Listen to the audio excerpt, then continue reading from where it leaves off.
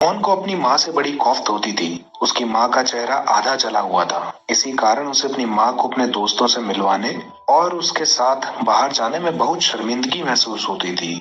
कई बार जाने पर वो हमेशा अपनी माँ से कोसों दूर होकर चलता था, जिससे लोगों को ये न लगे कि ये औरत उसकी माँ है। एक दिन मोहन स्कूल से घर आया। तू आ गया बेटा, चल हाथ मुंह धोकर खाना खा ले। और हाँ, वो तेरी क्लासमेट राजेश है ना, उसके मम्मी पापा आए थे। ओहो, उन्होंने क्या कहा?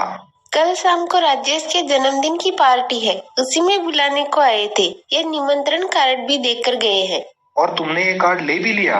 अरे घर के अंदर से कह देती कि घर पर नहीं हूँ। क्या जरूरत थी तुम्हें ये चेहरा लेकर उनके सामने जाने की? क्या सोच रहे होंगे कि मोहन की माँ का चेहरा कितना गंदा दिखता है। इसके बाद मोहन वहां से पैर पटकता हुआ चला गया। बेचारी उसकी माँ वहीं खड़ी खड़ी आंसू बहाती रही। मोहन अपनी माँ से इतना गुस्सा हो गया था कि वो राजेश के जन्मदिन की पार्टी में भी नहीं गया। इस घटना के कुछ दिनों बाद एक दिन मोहन अपना टिफिन बॉक्स ले जाना भूल गया। सुबह के 10 बज चुके थे। 10 बजने को आए हैं। मोहन अपना टिफिन भी लेकर नहीं गया। पता नहीं उसने खाना खाया भी होगा या नहीं। अगर मैं स्कूल में टिफिन लेकर चली जाऊं तो मुझसे गुस्सा होगा। इसी डर और झिझक की वजह से वो उस टिफिन को लेकर स्कूल नहीं गई, लेकिन अंत में अपनी ममता से विवश होकर वो टिफिन लेकर स्कूल पहुंच गई। उस समय मोहन की कक्षा में खेल का पीरियड चल रहा था। माँ को मोहन ग्राउंड में ही अपने दोस्तों के साथ खेलता मिल गया। बेटा मोहन, देख मैं तेरा टिफिन लाई हूँ। तू उसे घर पर ही भूल कर आ गया था आज।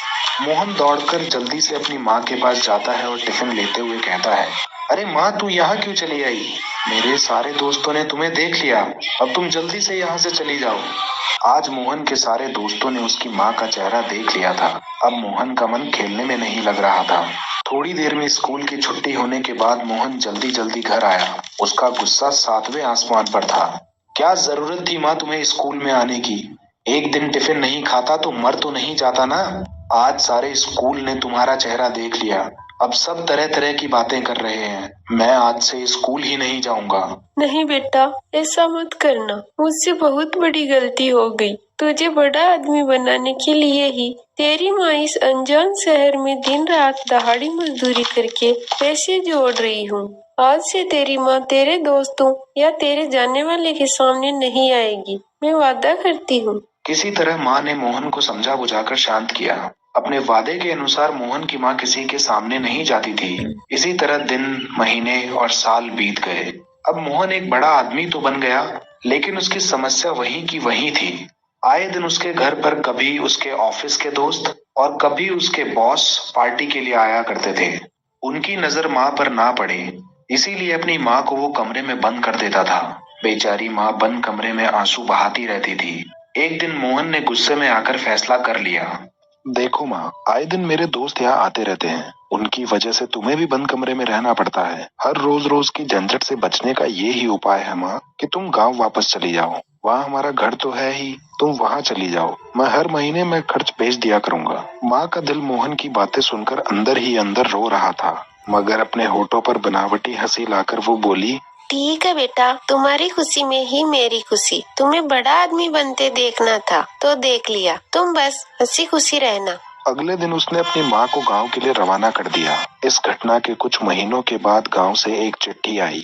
मोहन ने चिट्ठी को खोलकर देखा तो उसमें उसकी माँ की मौत की खबर थी। उसका क्रियाक्रम करने के लिए मोहन गांव गया। वहाँ वो अपनी माँ की चिता के पास बैठा था, तभी एक गांव के व्यक्ति ने आकर उसके कंधे पर हाथ रखा और कहा, काकी बड़ी ही नेक दिल इंसान थी। उनके मन में किसी के लिए भी खोट नहीं था। मेरी माँ के गुजर जाने के बाद काकी ने ही मुझे माँ का प्यार दिया था।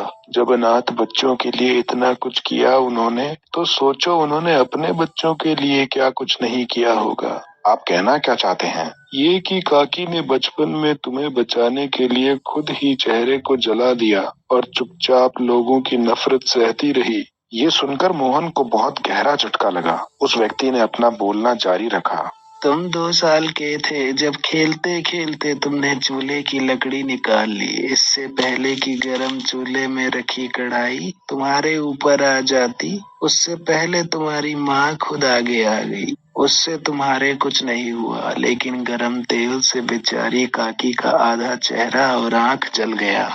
मोहन को जैसे ही ये बात पता चली, मोहन फूट फूट कर रोने लगा। माँ का क्रियाक्रम अच्छे से करवाने के बाद उसने अपनी माँ के नाम की एक समाधि बनवाई, जिस पर लिखा था, ये समाधि ममता की उस देवी की है जिसके प्यार के सामने दुनिया की सारी दौलत फीकी पड़ जाती है। लेकिन कुछ अभागे ऐसे भी होते हैं जो इस प्यार को जीवन भर समझ ही नहीं पाते।